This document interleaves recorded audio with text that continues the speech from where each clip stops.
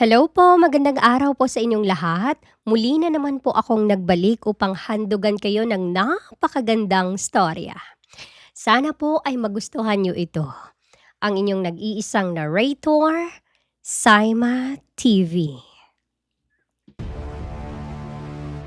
Ex-wife nagmakaawa sa kanyang dating asawa na gawin siyang kasambahay matapos mabaon sa utang.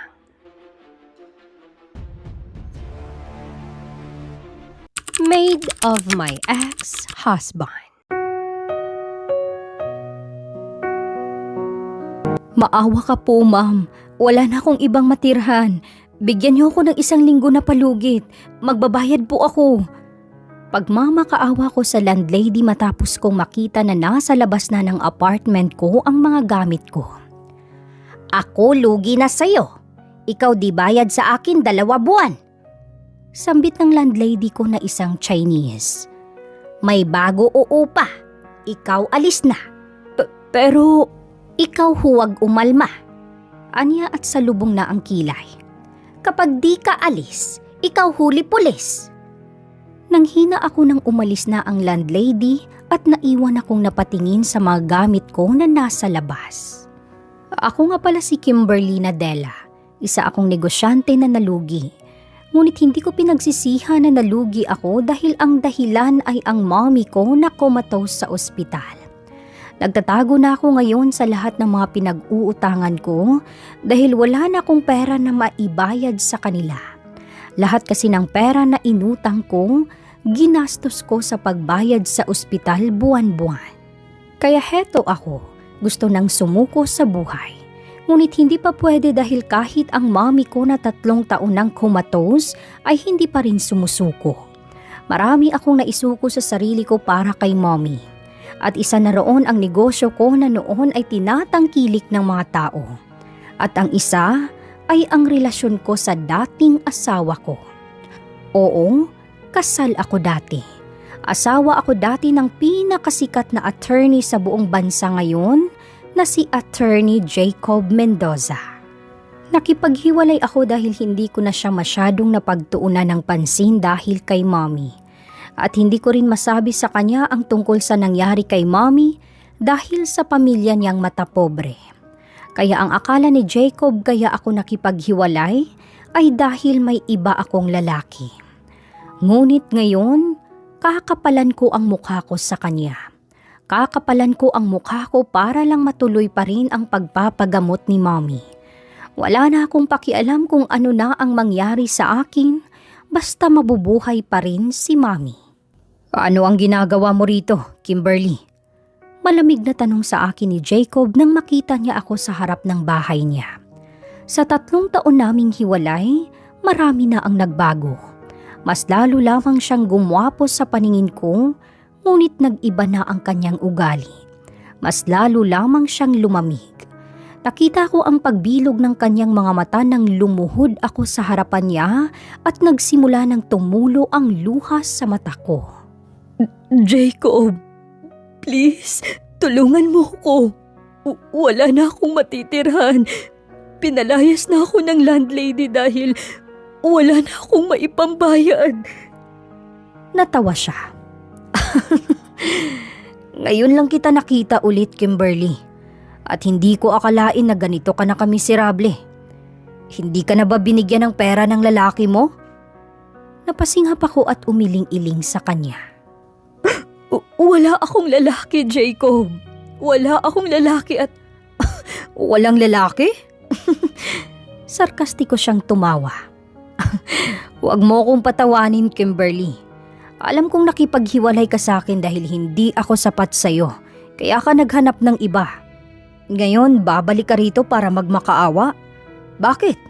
Makikipagbalikan ka sa akin? Hindi!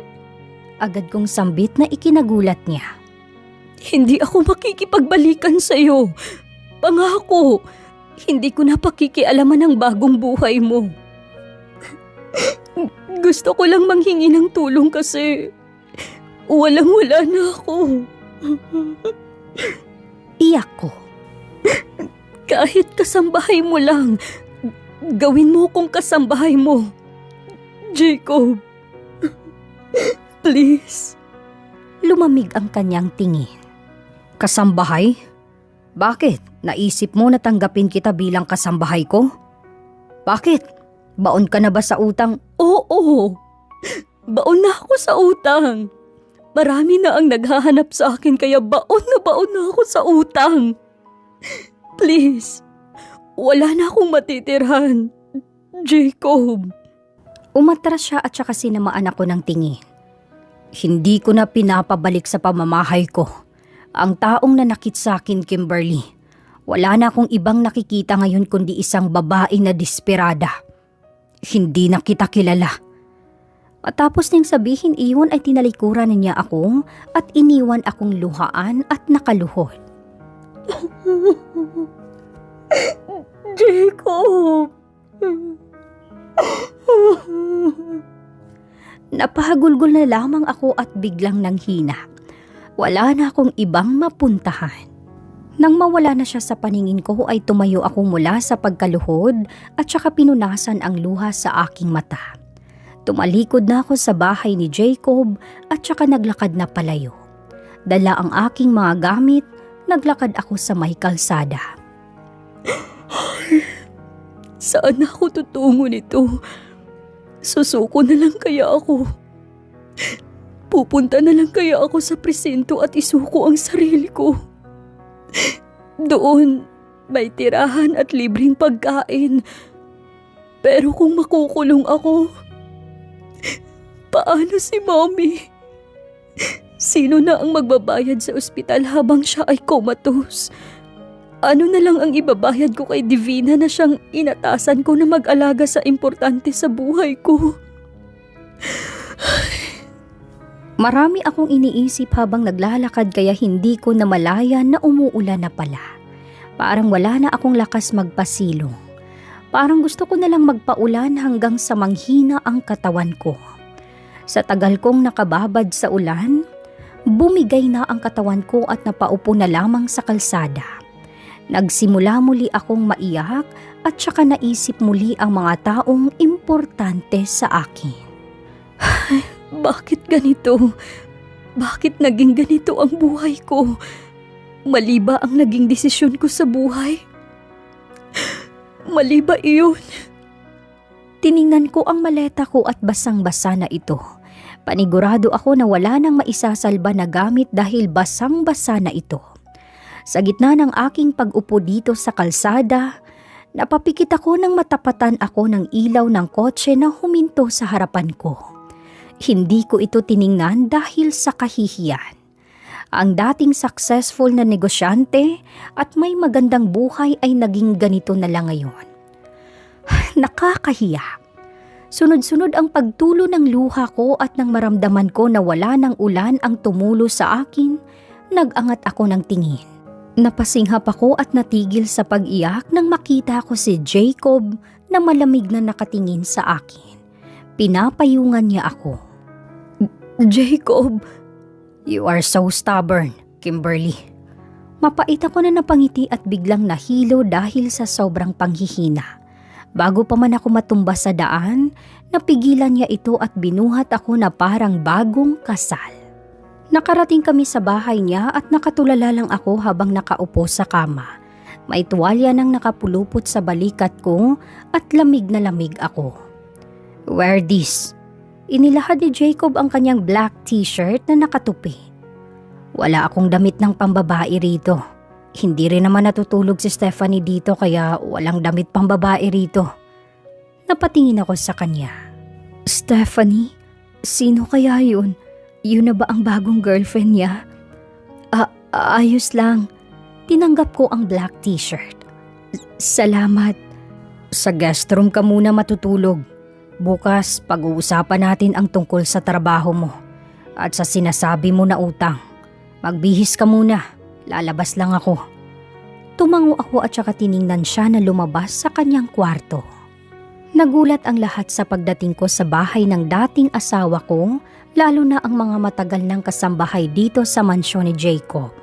Ramdam ko ang kanilang saya nang makita nila muli ako, pero hindi ko magawang ngumiti sa kanila ng maayos dahil sa nangyari sa akin.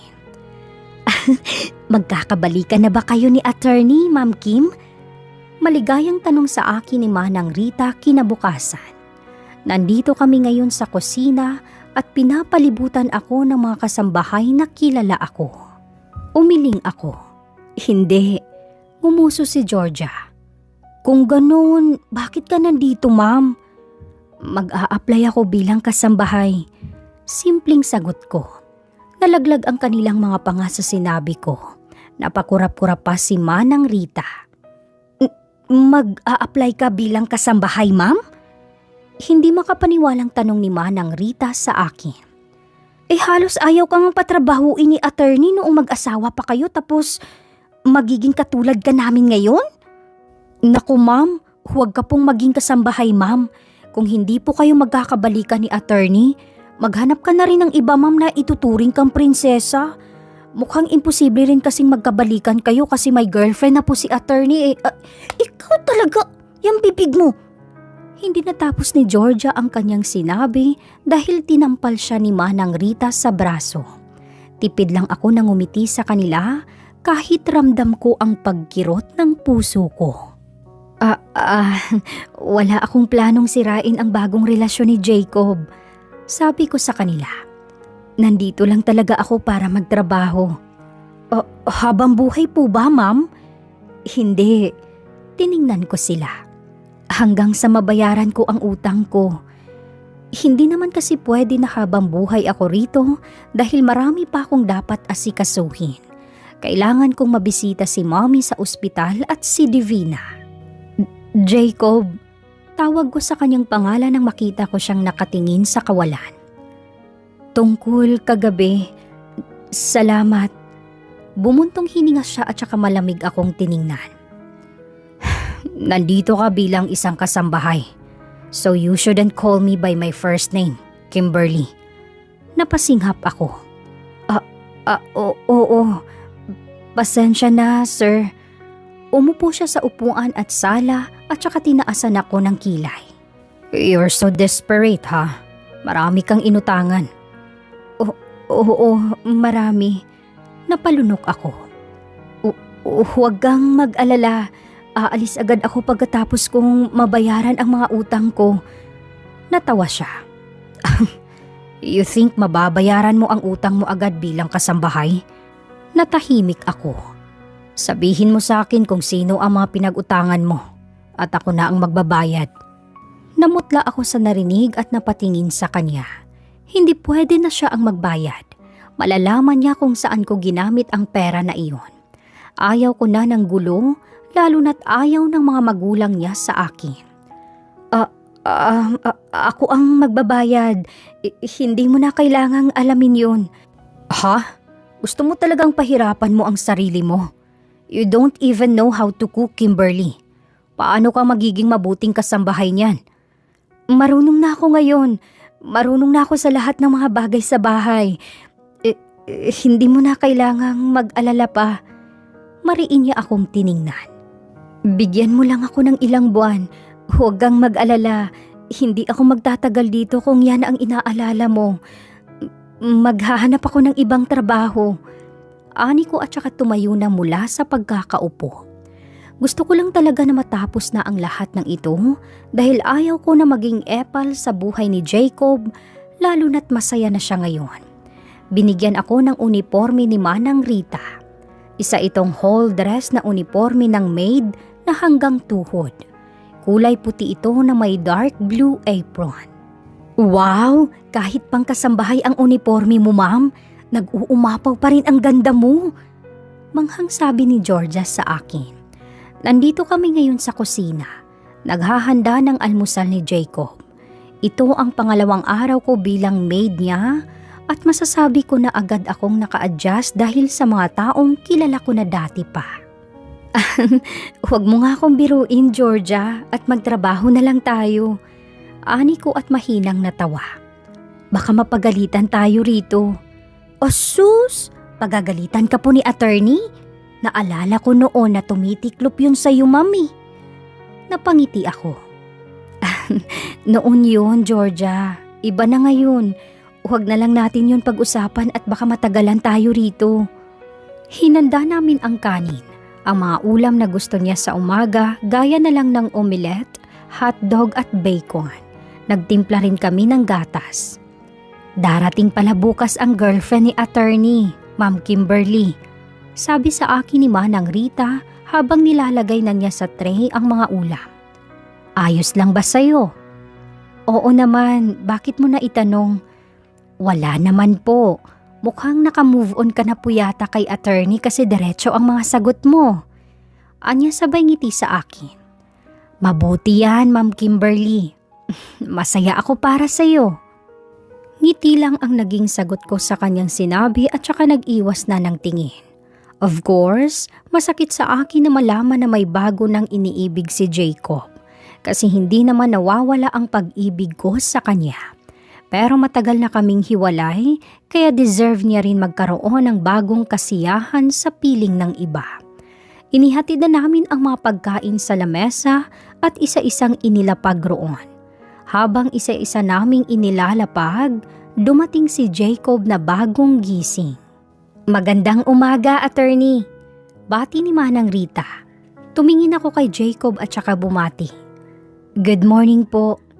Nanatili ang tingin niya sa akin at nagbaba pa ng tingin sa dala ko na sandok. Kita ko ang iritasyon sa kanyang mga mata at agad nag-iwas ng tingin. Nagpatuloy na lang ako sa paglalagay. Inayos ko rin ang plate mat nang maupo siya sa pwesto niya. Kumain ka na ba? Tanong niya ngunit hindi siya nakatingin sa akin. Natigilan ako sa paglagay ng pinggan sa lamesa niya at napatingin sa kanya. Po? Bumuntong hininga siya at kita ko ang pagkuyom ng kamao niya. Sumabay ka na sa akin, wala akong kasabay. Anya at napatingin pa sa kamay ko. Kumunot ang noo niya at tumingala sa akin. Bakit may sugat yan? Napatingin ako kay Manang Rita. Nilakihan niya ako ng mata at ngumuso pa. Nasugatan lang ito habang naghihiwa ng sibuyas. Ani ko. Kumain na kayo sir, sasabay na lang po ako kina Manang Rita. Napasa po na lamang si Manang Rita sa kanyang noo dahil sa sinabi ko at saka umalis na sa dining area. Hindi yata nagustuhan ni Jacob ang sinabi ko. Ayaw mong sumabay? Ha? Kasi napakagat ako sa ibabang labi.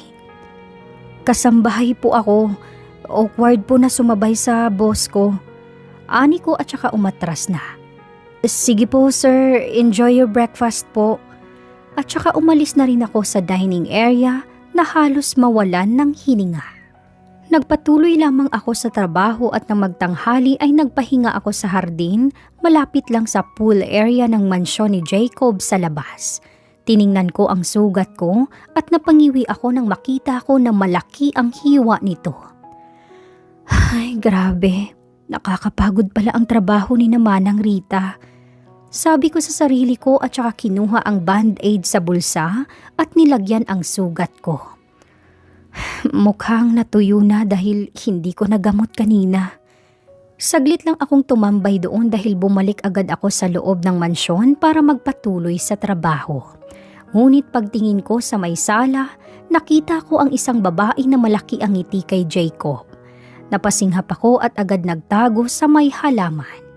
Akala ko ay bukas ka pa pupunta rito. Ani Jacob sa malamig na boses. Na-excite lang kasi ako na makita ka, babe. Ani ng babae sabay hawak sa kamay ni Jacob.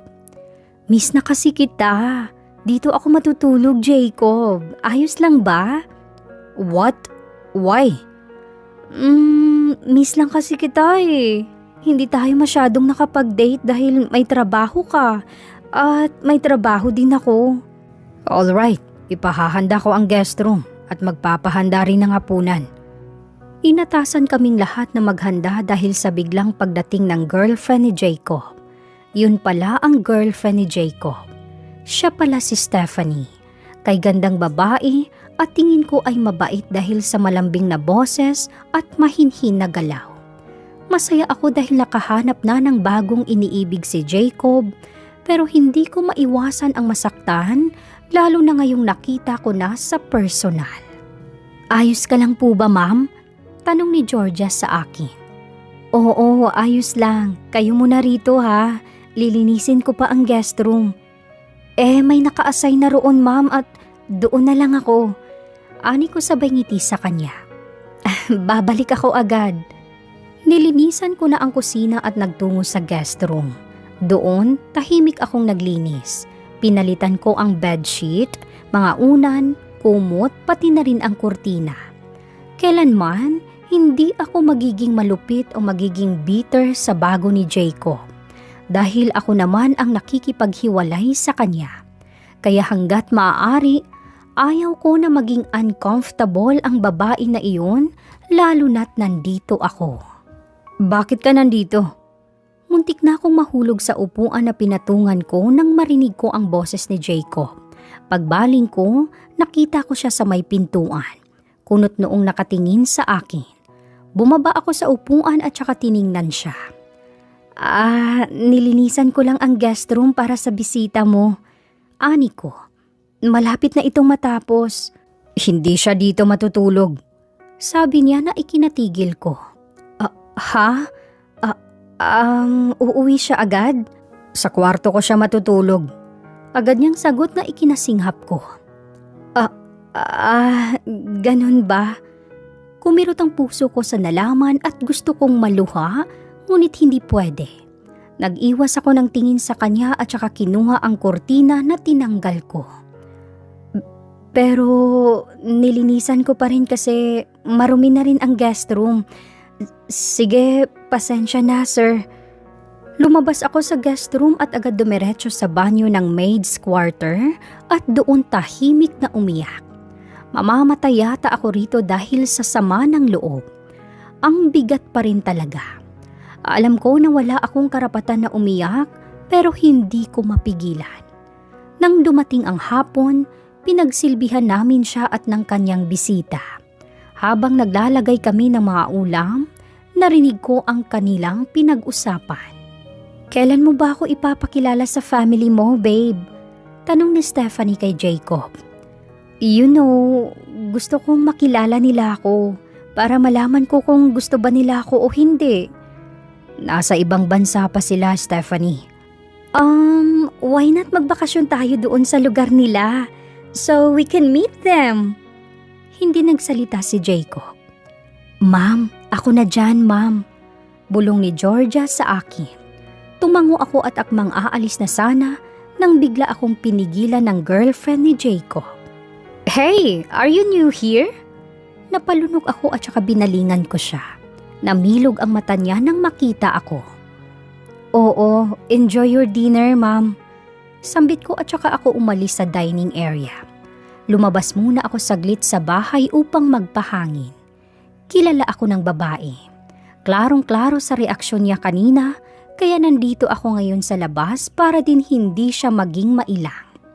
Ilang minuto yata ang iginugol ko sa labas at nang papasok na sana ako, nakita ko ang girlfriend ni Jacob na papatungo sa akin. Ikaw ang dating asawa ng boyfriend ko, hindi ba? Tanong niya sa akin. Oo, pero wala na kami at alam ko. Pagputol niya sa akin. Wala na kayo 3 years na ang nakalipas.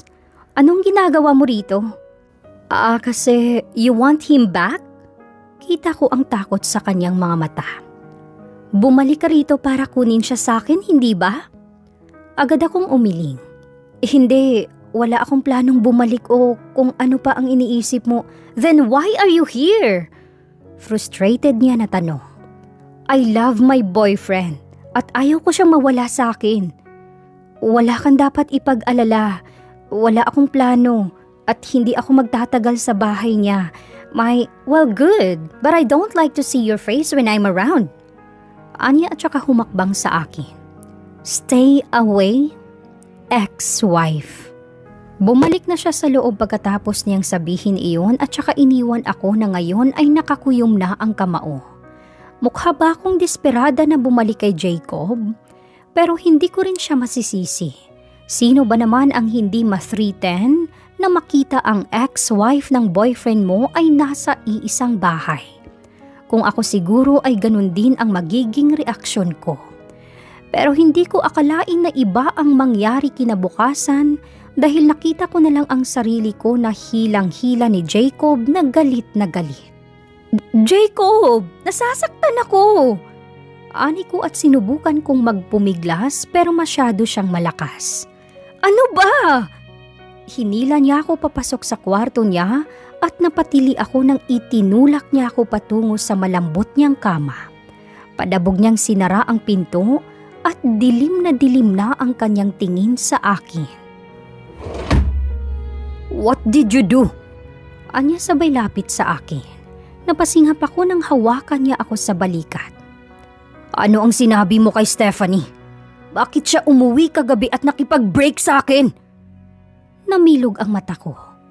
Nag-break sila kagabi? Wala akong sinabi. Umiling-iling ako ng paulit-ulit. Wala akong sinabing masama sa girlfriend mo. Wala. Ngumisi siya pero ngising galit. Wala kang sinabi. Ano? Tinakot mo? Ano? Wala akong sinabing masama sa girlfriend mo. Oo, nag-usap kami kagabi. Sinabi ko sa kanya na wala siyang dapat ipag-alala dahil hindi naman ako babalik sa'yo. Bullfrog! Tumulo ang luha sa aking mata dahil sa takot. Pasensya na kung may nagawa man akong mali. Huwag kang mag-alala. Gagawa ako ng paraan para pabalikin siya sa buhay. You think that's easy? Napasingap ako nang hawakan niya ang kamay ko. Tell me, Kimberly, ano ba talaga ang gusto mo ha?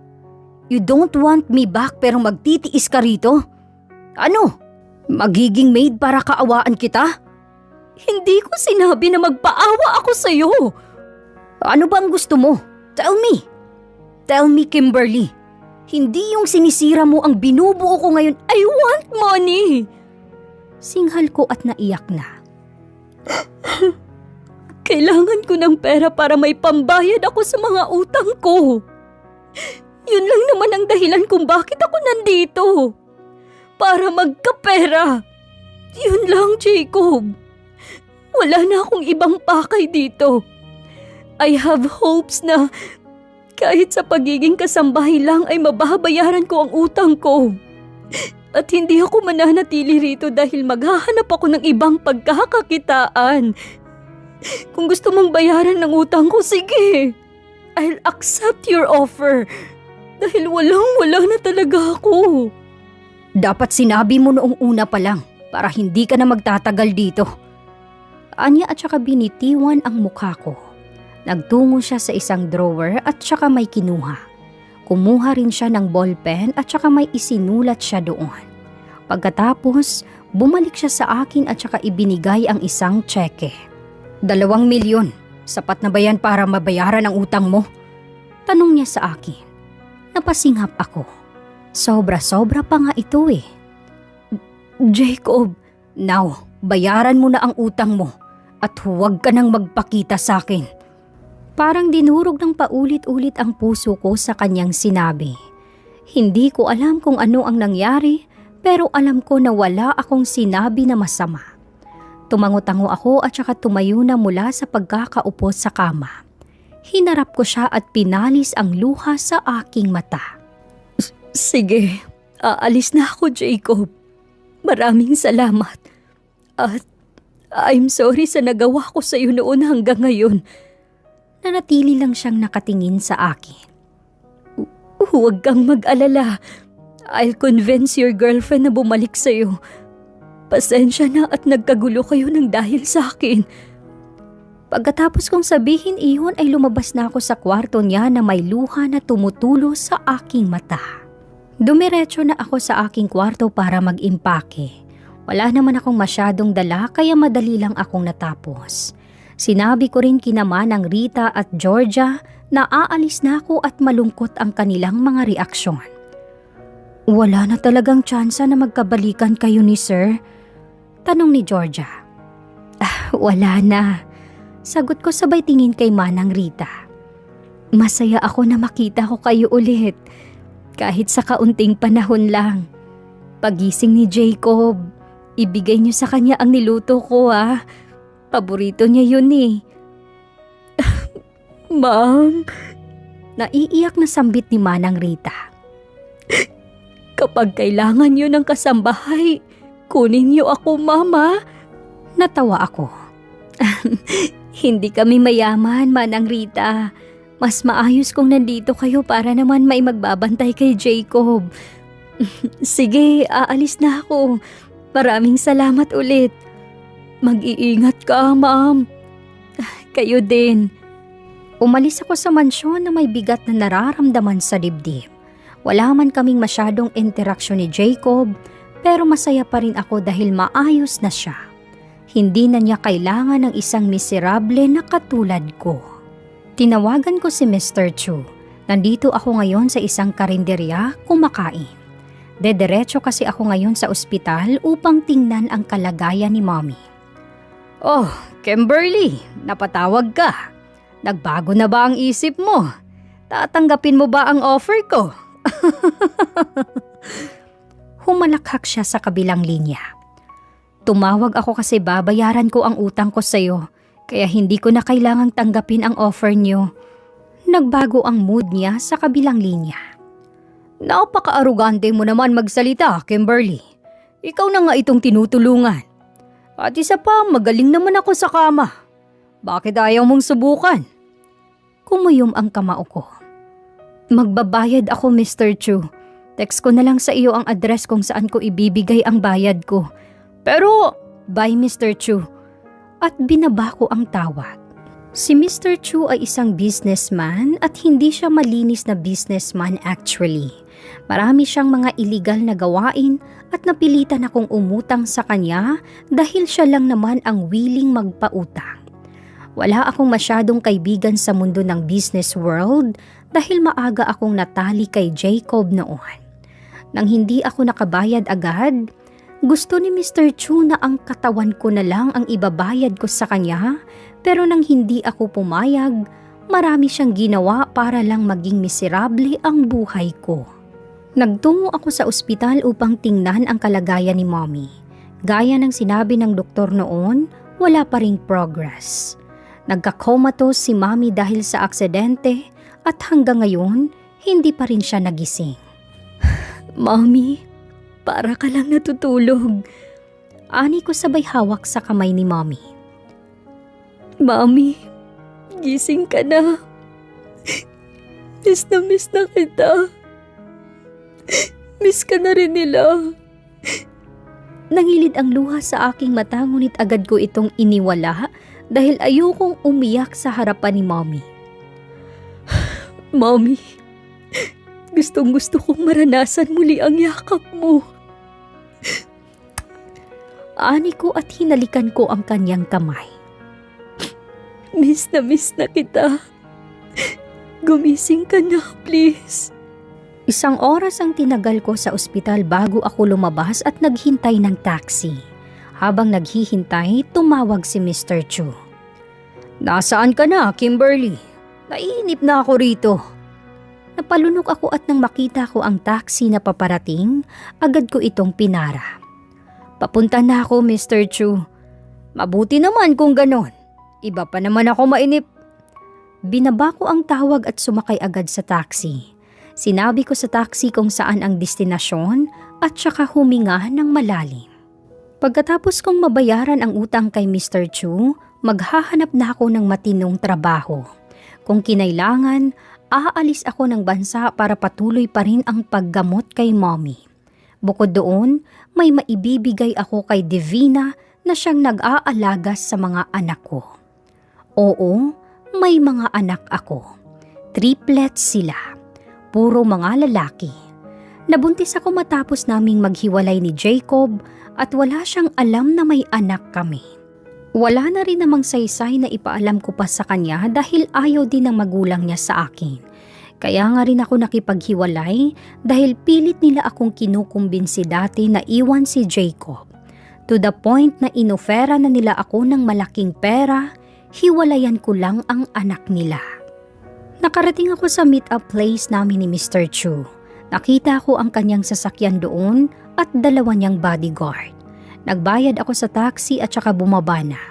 Mula sa pagkakunot na noo, Nawala ito nang makita ako. Kimberly! Galak na sambit ni Mr. Chu sa pangalan ko. Mabuti na lang at dumating ka. Muntik na akong mainip. Nandito ako para magbayad ng utang ko, Mr. Chu. Sabi ko at inilahad sa kanya ang envelope na naglalaman ng 1 million pesos. Wala na akong utang sa'yo. Natawa siya at kinuha ang envelope. Sinilip niya ito at napatango-tango. Saan ka naman nakakuha ng pera, Kimberly? Ibinigay mo ba sa iba ang katawan mo? Wala ka ng pakiroon, Mr. Chu. Maraming salamat sa pagpapautang. Sininyasan niya ang dalawang lalaki at namilog ang mata ko nang biglang lumapit sa akin ang dalawang lalaki at hinawakan ako sa magkabilang braso. Bumilis ang tibok ng puso ko sa kaba. Ano ang ibig sabihin nito, Mr. Chu? Humalakhak si Mr. Chu at humakbang palapit sa akin. Nasa isang eskinita kami kung saan walang masyadong tao. Bigla akong nagsisi na dito ako nakipagkita. Wala kadalasang mga tao. Paniguradong wala akong kawalan nito. Hinawakan niya ang baba ko. Kaiganda mo talagang babae. Sayang at pinakawalan ka ng asawa mo. Nagpumiglas ako sa pagkahawak ng kanyang dalawang bodyguard. Pakawalan mo ko, Mr. Chu. Bayad na ako sa utang ko sa'yo. Tumawa siya. Hindi lang yun ganun kadali, Kimberly. Kailangan mo pa akong patikimin bago ka tuluyang makawala sa akin. At hinila na ako ng dalawang guard at pinipilit na pumasok sa kotse ni Mr. Chu. Tulong! Tulungan niyo ako! Sigaw ko at pilit din na pinigilan ang sarili sa pagpasok sa loob ng kotse. Ang ingay mo talaga! Ani Mr. Chu at sinuntok ako sa tiyan, kaya napasinghap ako at halos hindi makahinga. Nanghina ako dahil sa ginawa niya kaya matagumpay nila akong napasok sa kotse. Ngunit hindi sila agad nakabiyahe dahil nang paandarin ang kotse, hindi ito nag-start. Boss, naubusan yata tayo ng gasolina. Ay, king ina! Ani Mr. Chu. Ngayon pa talaga. Natigilan siya sa pagsasalita nang may kumatok mula sa labas. Binaba ni Mr. Chu ang bintana sa backseat at bumungad ang malamig na mukha ni Jacob. Namilog ang mata ko. Jacob! Napasingap ako nang bigla niyang binaril si Mr. Chu ng syringe gun kaya nawalan ito ng malay. Boss! Hindi na pinatapos ni Jacob ang dalawang bodyguards at binaril na niya ito ng syringe gun kaya nawalan ito ng malay. Patay na ba sila? Tanong ko at natakot. Binuksan ni Jacob ang backseat at saka tiningnan ako. Get out! They're not dead! Napalunok ako at saka lumabas na sa kotse. Sinara ni Jacob ang pinto at may tinek sa kanyang phone. Jacob. Natigilan siya at saka binalingan ako. Salamat. Sabi ko at saka tipid na ngumiti sa kanya. Salamat sa pagligtas sa akin. Bumuntong hininga siya at saka ibinulsa ang kanyang phone. Lumapit siya sa akin at hinawakan ang palapulsuhan ko. Napasinghap ako sa ginawa niya. Umuwi na tayo. May hinahon niyang sabi at saka hinila ako patungo sa kotse niya. Nangilid ang luha sa aking mata dahil sa unang pagkakataon, after 3 years, mahinahon ang kanyang pagtrato sa akin. Dinala niya ako sa isang restaurant. Nag-order siya ng pagkain para sa aming dalawa at habang naghihintay, I took the opportunity na makausap siya ng mahinahon. Inilapag ko sa lamesa ang envelope. Ito yung sobra na pera. Isa sa uli ko sana ang pera. Sobra kasi ang ibinigay mo.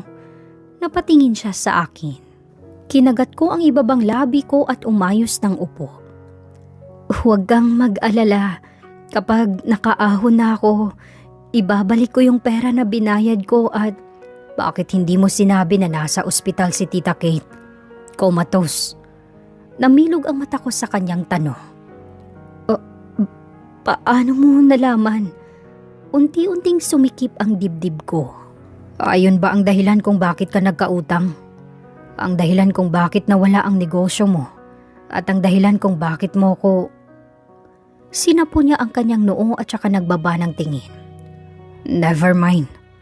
Hindi na muli nagsalita si Jacob at tahimik na lang kaming kumain. Pagkatapos kumain, nagpresenta siya na ihatid ako. "Saan ka nakatira ngayon?" Tanong niya habang nagda-drive. Ibaba mo lang ako sa iskinita." Sabi ko nang papalapit na kami sa lugar. Kumunot ang noo niya at napatingin sa akin. "Bakit? Hindi mo ba sasabihin sa akin kung saan ka nakatira?" Napalunok ako. Hindi pa kasi ako uuwi sa amin. May pupuntahan pa ako." Sabi ko at nang makita ko ang iskinita, napahawak na ako sa may bintana. "Dito na lang." Inihinto ni Jacob ang kotse sa may iskinita. Bumaba na ako sa kotse at saka tiningnan siya. "Salamat." Tiningnan niya lang ako. "Ingat ka." Medyo nahihiya kong sabi at saka sinara ko na ang pinto. Tiningnan ko ang pag-alis ng kanyang kotse bago ako naglakad papasok sa iskina upang makita muli ang aking mga anak. "Mommy! Mama! Nanay!" Nawala ang pagod at takot ko na naramdaman ko kanina nang makita ko ang aking mga 2 years old triplets na hinihintay ang aking pag-uwi. "Ma'am," ani Divina sa akin. Nginitian ko siya. "Maraming salamat, Divina, ha." "Walang anuman po." Lumapit ako isa-isa sa kanila at hinalikan sila isa-isa sa kanilang noo. May isa pa na gustong magpakarga. "Mama, milk!" Tinuro niya ang kanyang bibig. "Milk! Milk!" "Okay, magtitimpla ako ng milk. Behave lang, okay?" Nagsimula nang umiyak ang isa ko pang anak, kaya kinailangan ko siyang lapitan at kargahin. "Oh, ano ang nangyari? Mayayay ba?" "Yayay, mommy!" Tinuro niya ang noo niya. "Yayay!" Hinalikan ko ang kanyang noo. Ayan, no yayay na ba?" Napangiti ako nang tumango ang anak ko. Gaya ng sabi ko, triplets ang anak ko. Iba-iba ang tawag nila sa akin. Kapag mommy, ang maarte at masungit ko na anak na si Japhet Court iyon. Kapag naman mama, si John Christoph iyon, ang anak kong madaldal. At kapag nanay ang tawag sa akin, si Junard Kim iyon. Ang pinakatahimik ay behave sa lahat ng triplets. Mahirap ang naging pinagdaanan ko dahil 3 sila. Actually, gusto ko sana magpa-breastfeed noong bagong silang sila, kaso 2 lang daddy ko. Kawawa naman ang isa kaya nag-baby battles na lang. Hindi ko pinaalam kay Jacob ang mga ito dahil gaya nga ng sabi ko, ayaw ko ng gulo at sa isip niya, may lalaki ako. At ayaw ko naman na kapag sasabihin ko sa kanya, itatanggi niya ang mga ito. Pero ngayong lumalaki na sila, makikita ko talaga na anak sila ni Jacob dahil kamukhang-kamukha niya ang mga bata. "Ito ang sahod mo, Divina." Sabi ko kay Divina sabay bigay sa sobre.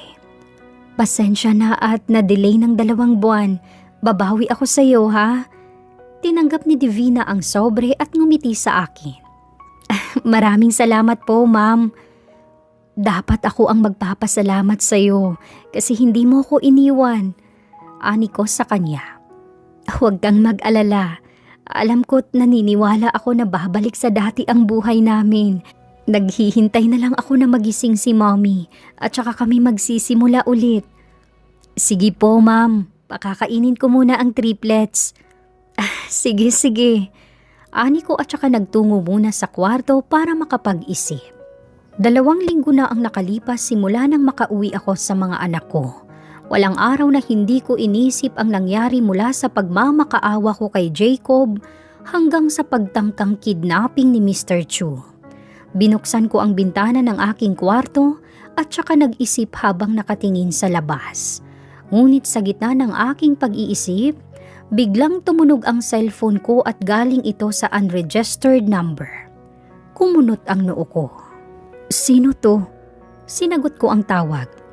Hello, sino to? Masungit na pagkatanong ko.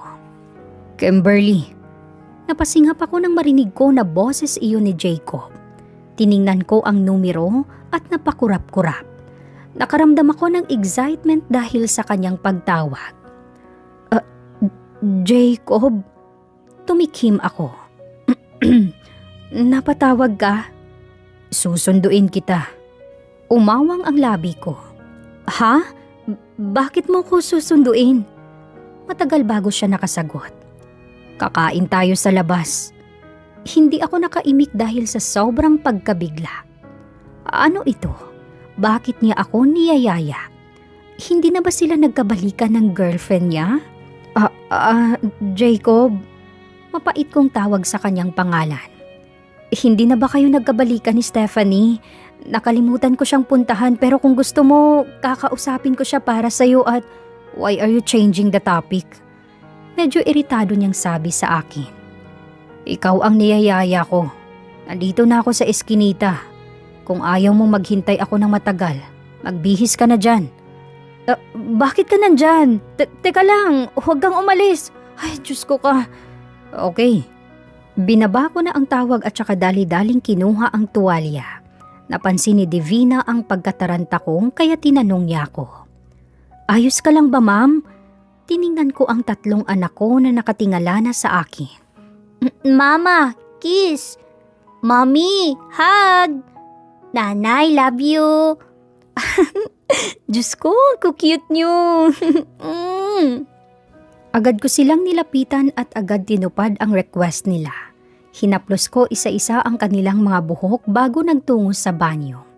Habang naliligo ako, bigla kong naisip ang posible naming gagawin ngayon.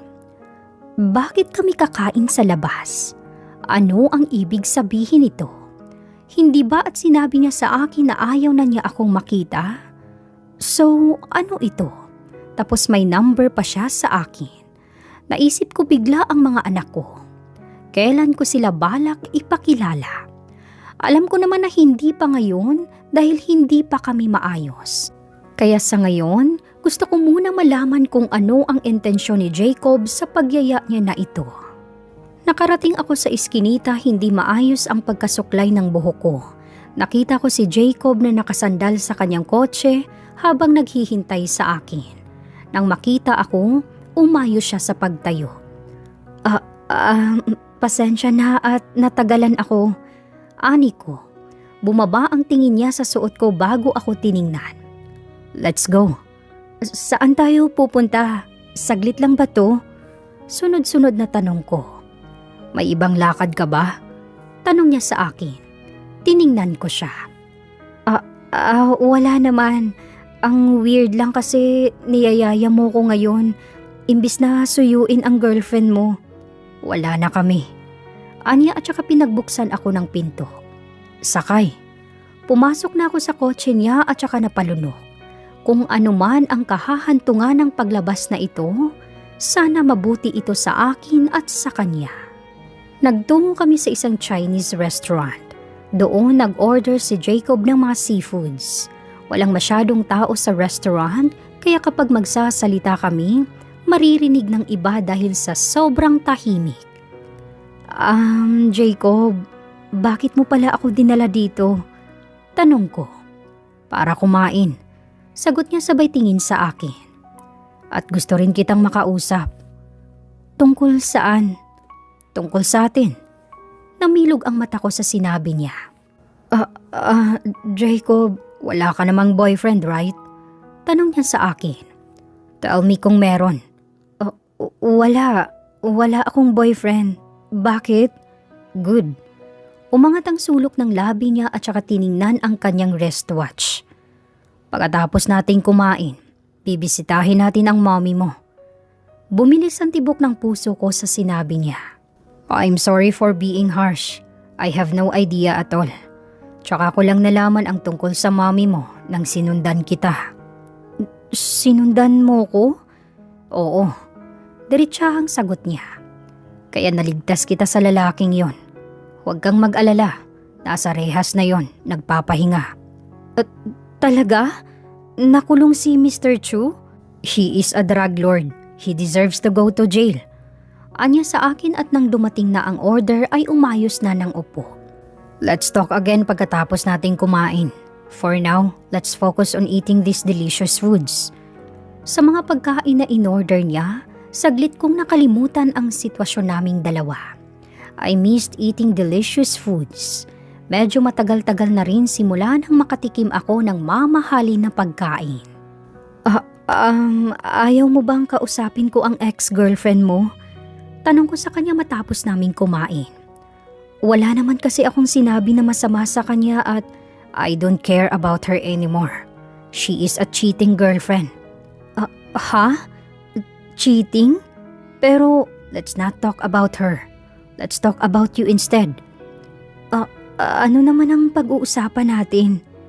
You lost your business. Saan ka kumukuha ng pera para sa sarili mo? Naibaba ko ang tingin ko. Sinangla ko ang mga alahas ko para may makain.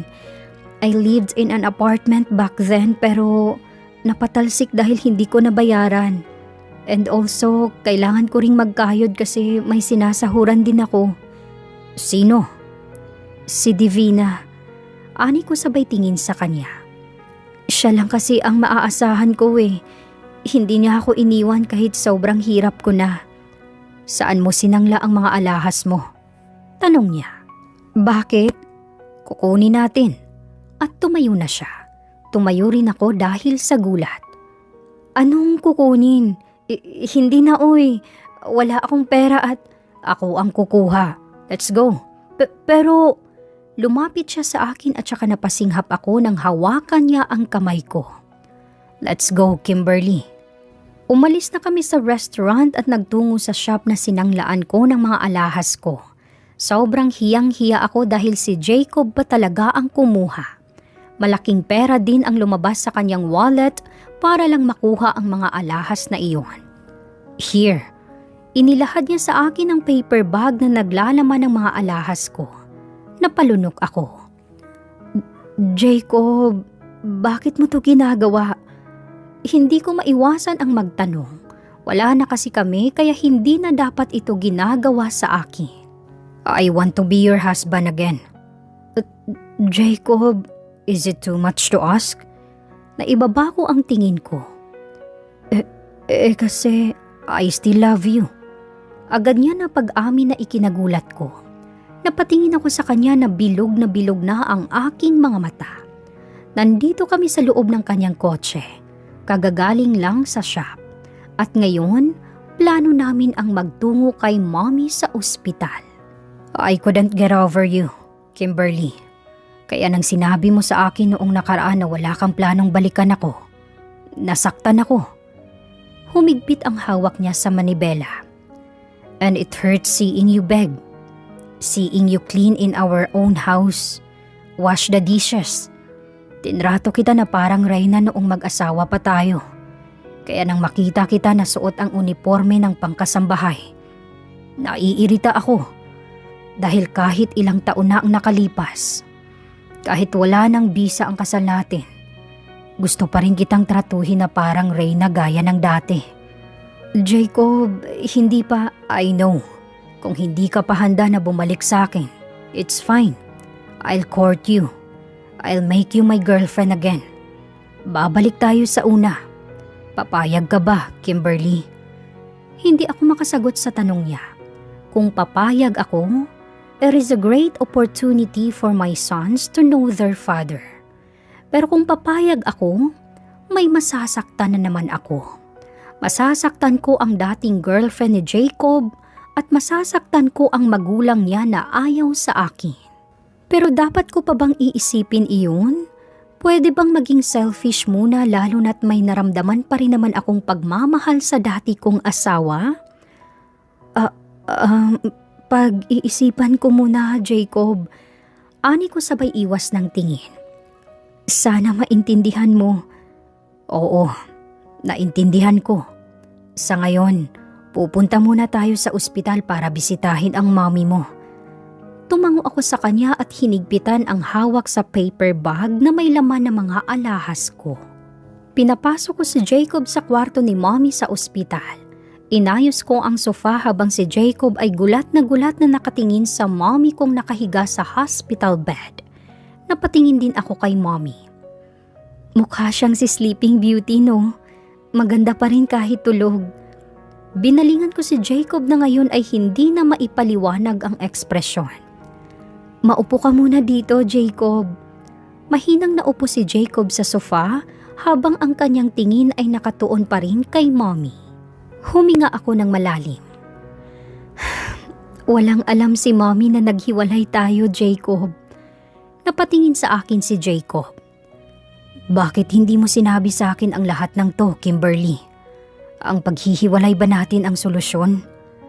Naupo na rin ako at saka napasapo sa noo ko. Gusto kong mag-focus sa mommy ko, Jacob. Kaya ako nakipag-anal sa'yo. I don't have any choice dahil nahihirapan na rin ako. At ayaw ko na madamay ka lalo na kasi simula mo pa rin sa career mo bilang abogado. Pero dapat sinabi mo pa rin sa akin. Asawa mo ko, Kimberly. If I knew about this, willing akong tumulong kahit nahihirapan din ako noon. Umusog siya palapit sa akin at hinawakan ako sa mukha. Nangilid ang luha sa aking mata. You don't have to break our marriage to deal with this alone. Anya sabay palis sa luha na tumulo sa aking pisngi. You're not alone, Kimberly.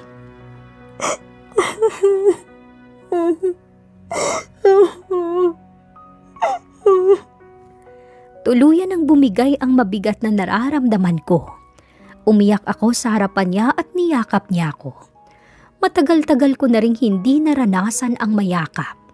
Ang sarap pala sa pakiramdam na after 3 years of suffering, I felt peace sa mga yakap niya lang. Parang nabawasan ang bigat sa aking dibdib nang sinabi ko sa kanya ang dahilan kung bakit ko siya hiniwalayan. Hindi man lahat, pero at least nabawasan. 1 oras kaming nanatili sa ospital bago kami umalis. Dadaan muna tayo saglit sa mansyon. May kukunin lang ako bago kita ihatid. Napatingin ako sa kanya. Ihahatid mo pa ako? Hindi naman kailangan. Gabi na, Kimberly. Ihahatid kita. Anya at saka pinaandar na ang sasakyan. Pagdating namin sa kanyang mansyon, nauna siyang lumabas. Ayaw ko sanang lumabas ngunit pinagbuksan niya ako ng pinto. Dito na lang ako, Jacob. Ani ko at hinawakan ang pinto ng kanyang kotse. Hihintayin na lang kita. No, pumasok ka muna sa loob at... Jacob! Pareho kaming natigilan ni Jacob dahil sa boses na yun at sabay namin itong binalingan. Umawang ang labi ko nang makita ko si Stephanie. Kita ko ang gulat na may halong galit sa kanyang mga mata dahil sa kanyang nakita. Sabi ko na! Sabi ko na nga ba? Sambit niya at lumapit sa amin. Mabuti na lang at hindi ako naniwala sa mga sinabi mo. Hindi makipagbalikan? What is this, Miss Kimberly? Eksena ka na naman after what you did to him? Pinigilan ni Jacob si Stephanie sa paglapit sa akin. Stop this, Stephanie. No, Jacob! Hindi ko matanggap ito. Never! Oo, nakipaghiwalay ako sa iyo that night and I thought you would stop me. Nasusuyuin mo ko. That you would run to me to say sorry and would give me assurance na di mo na babalikan ang ex-wife mong iniwan ka. Bigla akong nakaramdam ng konsensya lalo na nang lumuha na si Stephanie.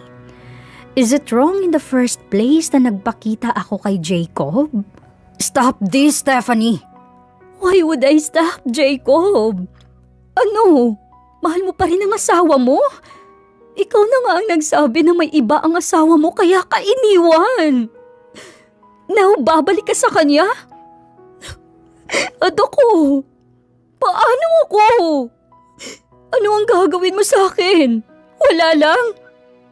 Huwag kang umiyak sa harapan ko, Stephanie. You cheated on me.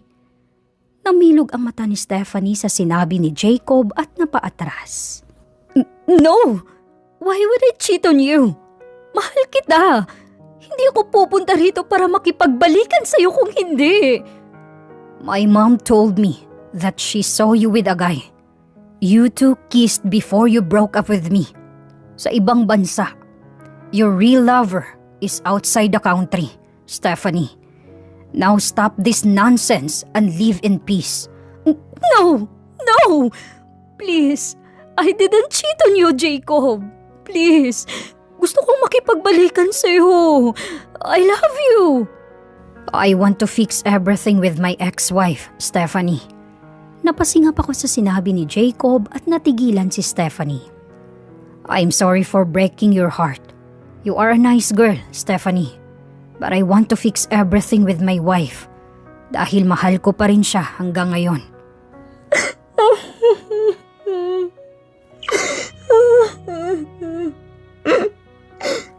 Iyak nang iyak si Stephanie noon sa harapan ni Jacob.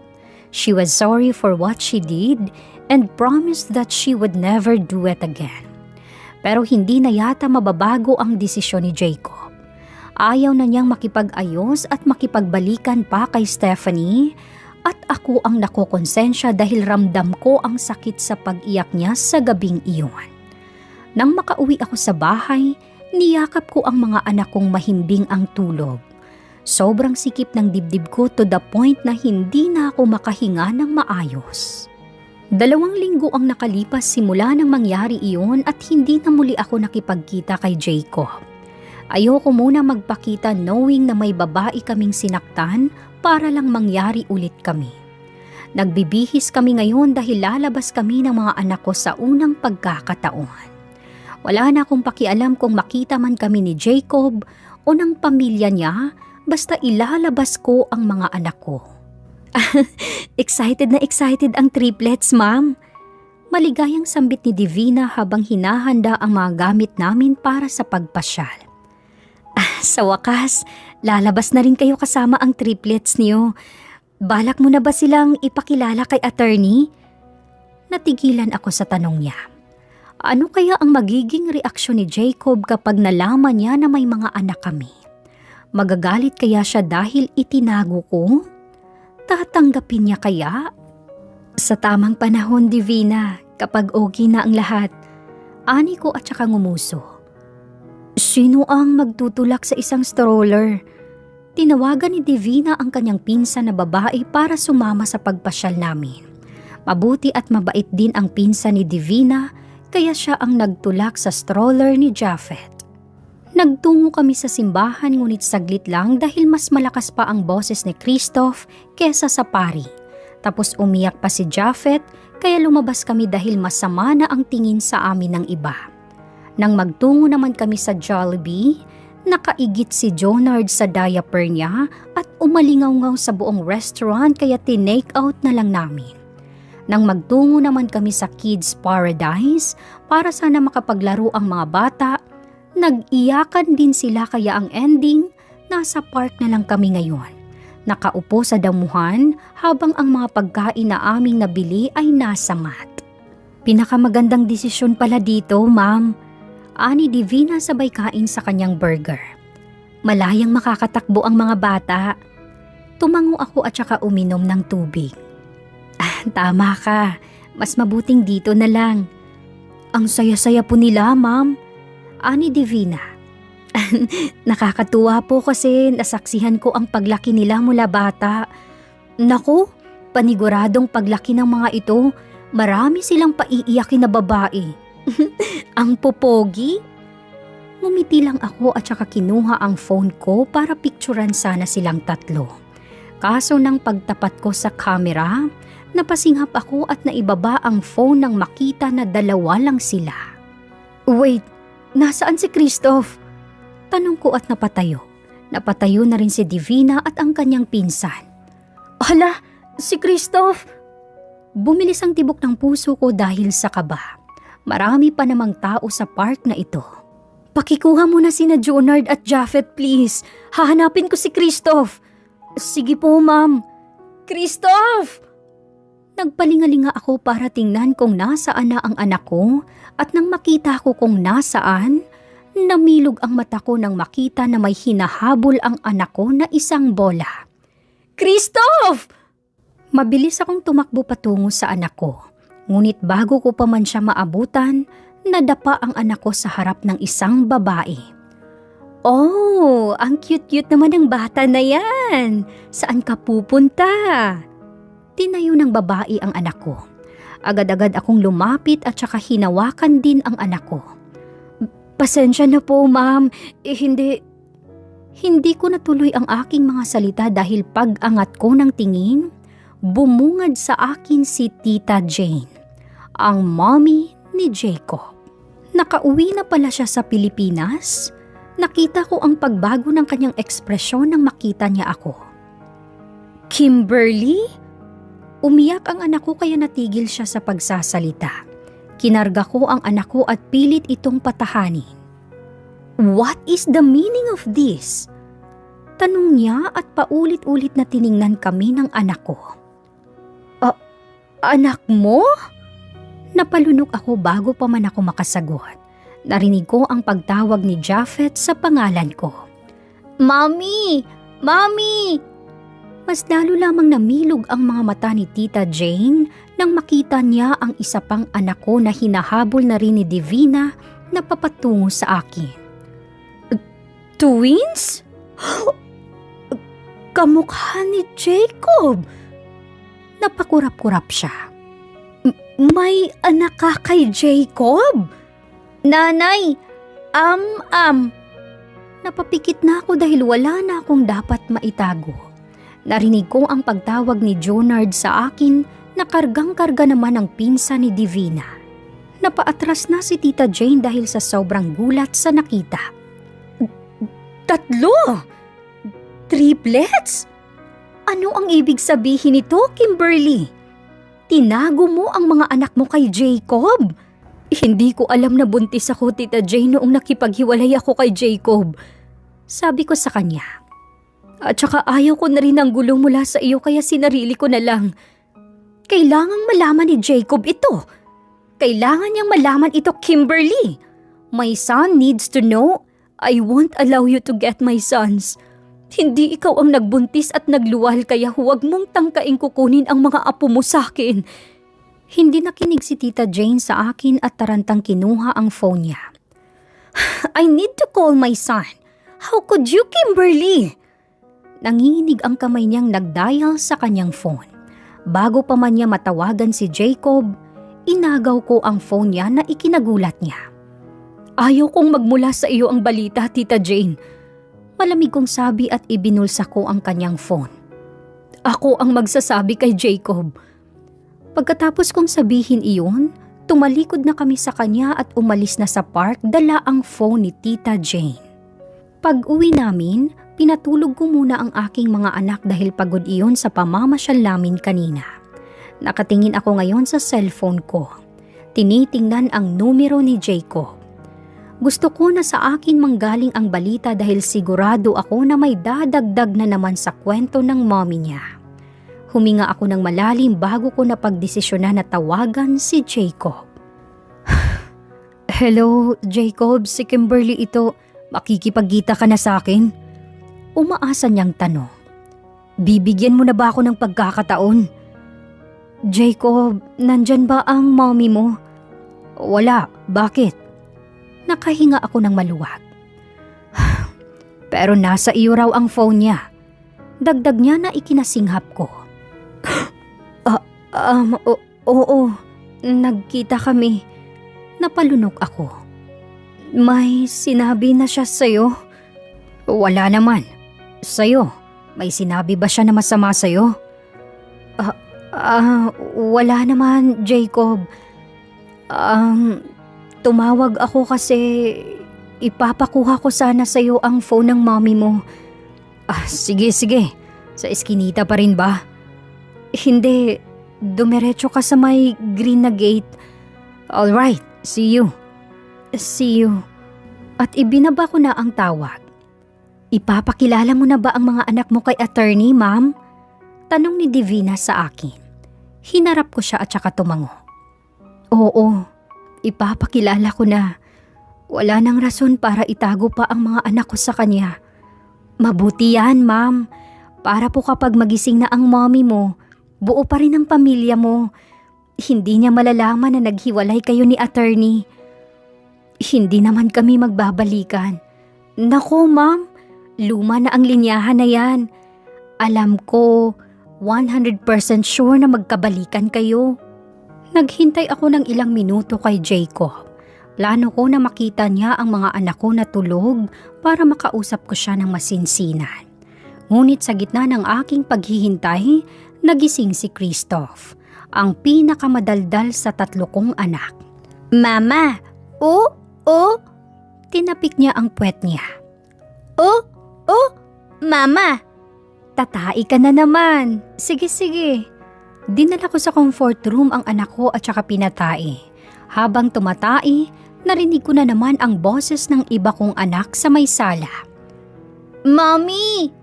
Nanay! Sandali lang! Matapos tumain ng aking anak na si Christoph, lumabas na kami sa comfort room. Pagtungo namin sa sala, ganun na lang ang aking pagkagulat sa aking nakita. Si Jacob ay nakatayo na sa pintuan habang hinaharangan siya ni na Jonard at Japheth. Bilog na bilog ang kanyang mga mata habang nakatingin sa dalawa. Jacob, tawag ko. Nag-angat siya ng tingin sa akin at nang makita niya ako na may karga na bata, mas namilog lang ang kanyang mga mata. Kimberly? Ano ang ibig sabihin nito? Napakurap-kurap siya at pabalik-balik ang kanyang tingin sa akin at sa mga bata. Sino sila? Nang makita ako ng dalawa, agad-agad silang nagsilapitan sa akin. Mommy! Nanay! Yumakap sila lahat sa tuhod ko at tumingala. Karga! Kimberly, ang mga bata. Kamukha ko. Huminga ako ng malalim bago ko siya tiningnan ng mariin sa mata. Anak ko sila, Jacob. Umawang ang kanyang labis sa sinabi ko. At ikaw ang ama.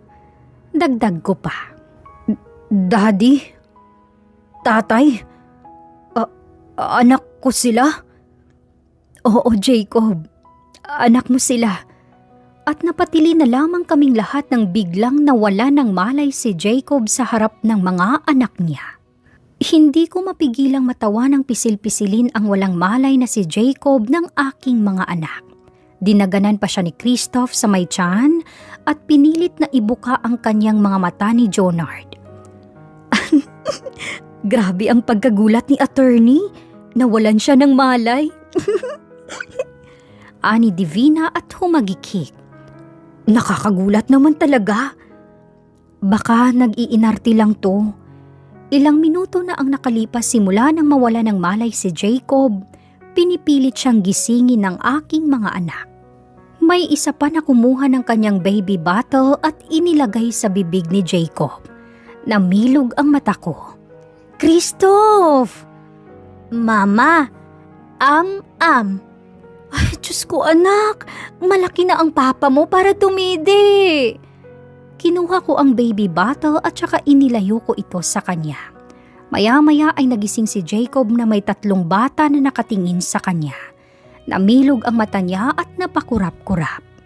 Jacob! Bumangon si Jacob mula sa pagkahiga sa kama at isa-isang tiningnan na ang mga anak namin. May anak pala tayo. Ani Jacob sabay tingin sa akin. Bakit hindi mo sinabi sa akin? Tumikhim si Divina at saka lumabas sa kwarto. Naiwan naman kami. Jacob, may plano ka bang sabihin ito sa akin? Wala akong kaalam-alam. Ang dami mong hindi sinasabi sa akin. Nangilid ang luha sa kanyang mata at saka isa-isang niyakap ang aking mga anak. Hindi ko maiwasan ang makonsensya dahil naging selfish ako sa part na ito. Pero ngayon, wala na akong dapat itago lalo na ngayong nakilala na ng walang kamuwang-muwang na mga anak ko ang kanilang ama. Simula nang malaman ni Jacob ang tungkol sa triplets, Walang araw na hindi siya bumibisita sa amin.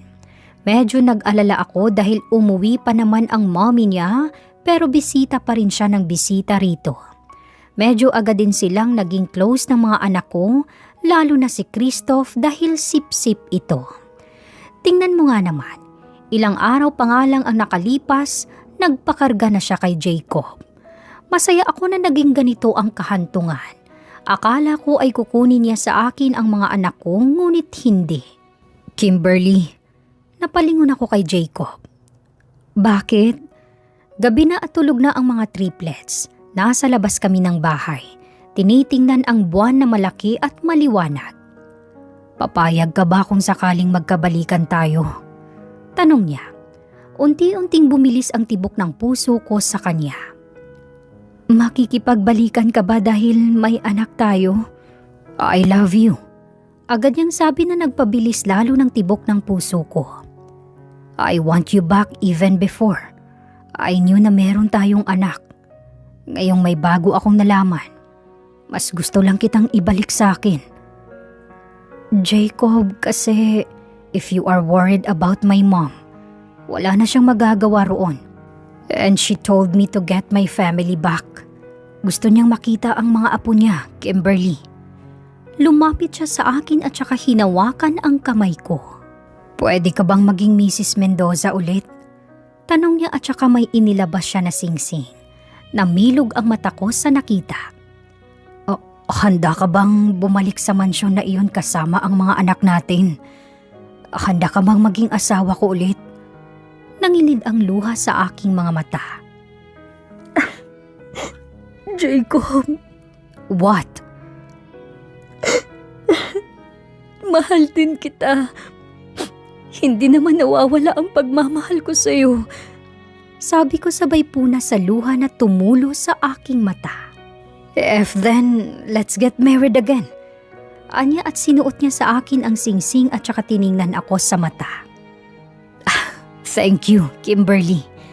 Anya at saka napapikit ako nang siniil niya ako ng halik sa gitna ng gabi sa ilalim ng maliwanag na buwan.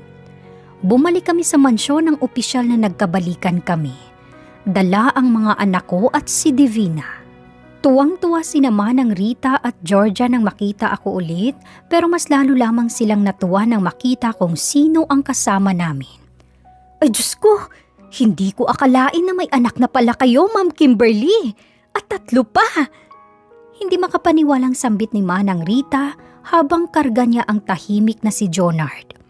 Kamukhang kamukha lahat ni attorney. Ay, Diyos ko.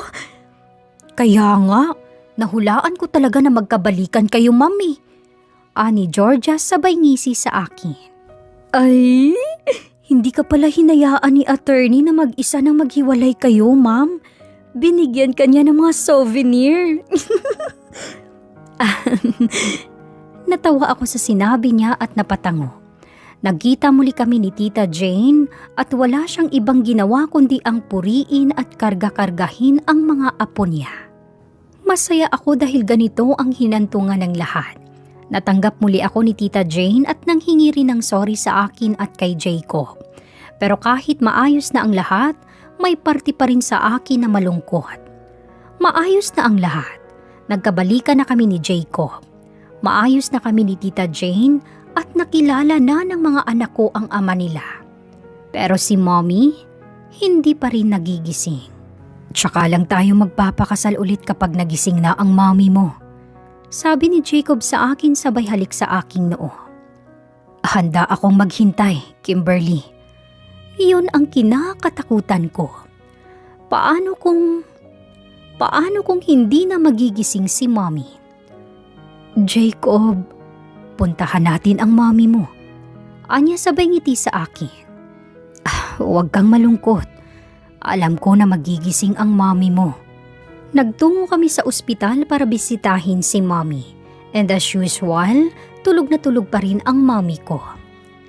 Kay ganda mo talaga, Mommy. Sabi ko sabay haplos sa kanyang buhok. Gising na, Mommy. Ikakasal na ulit kami ni Jacob.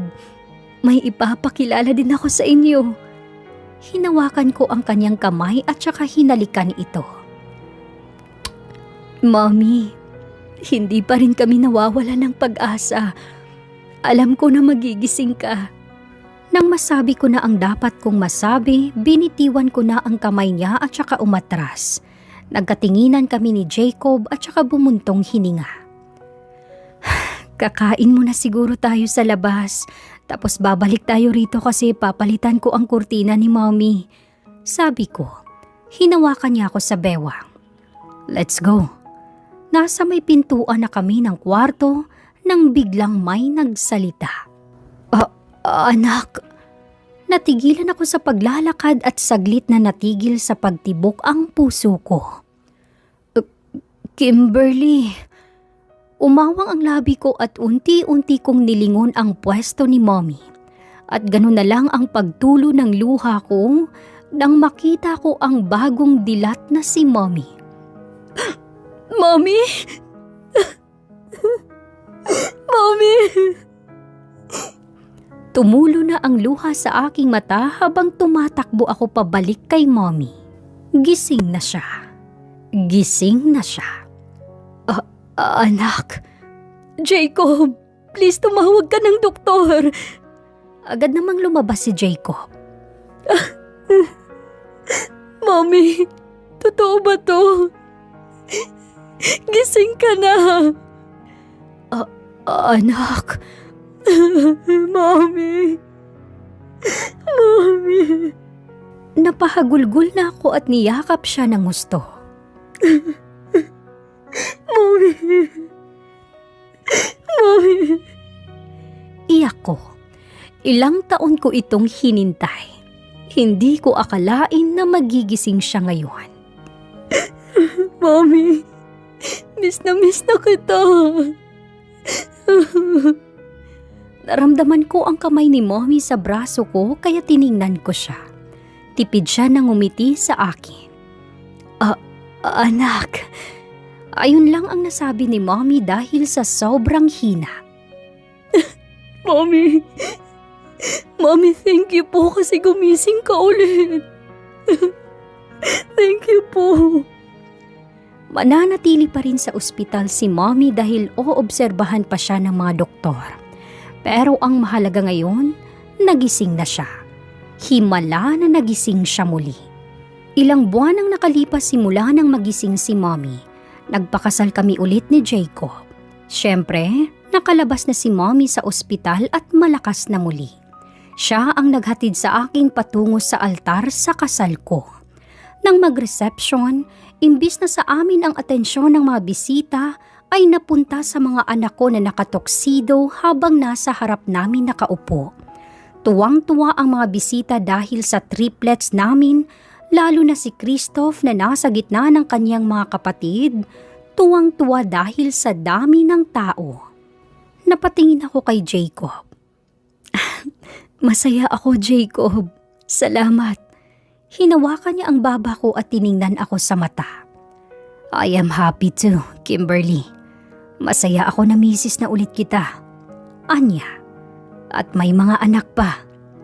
Narinig ko ang pagtaginting ng mga baso mula sa bisita na nagkahulugang kiss ulit. Kinagat ko ang ibabang labi ko at saka tumingin sa lahat.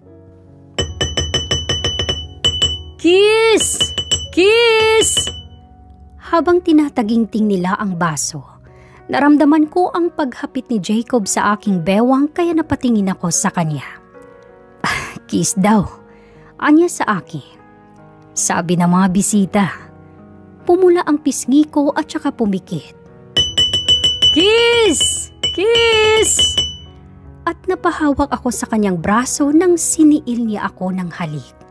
Pagkatapos ng halik ay nagpalakpakan ang mga bisita at nang tingnan namin ang mga anak namin, nagulat ako nang nakatingin na sila sa akin. Mama, kiss! Mommy, kiss! Nanay, kiss! Nagkatinginan kami ni Jacob at saka nagtawanan. Hinalikan ko isa-isa ang aking mga anak sa kanilang pisngi bago kami nagpa-picture sa photographer kasama si Mommy at iba pang parte ng aming pamilya. Love you, Mommy, Daddy! Sambit ni Japhet at saka niyakap si Jacob. Love nanay, tatay. Love you mama, papa. I love you too mga anak.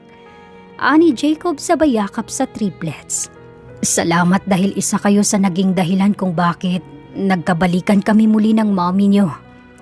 I'll do my best to be the best father to all of you. Napangiti na lamang ako at saka binalingan si mommy nang ngiti-ngiti sa amin habang kausap si Tita Jane.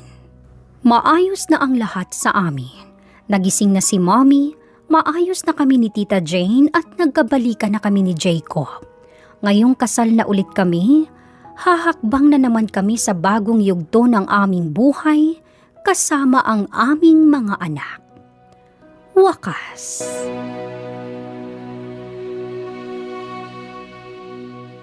Ano ang magandang aral ang natutunan nyo sa ating kwento ngayon? Mag-comment lang kayo sa baba at asahan nyo ito'y aking babasahin at pupusuan. Maraming salamat.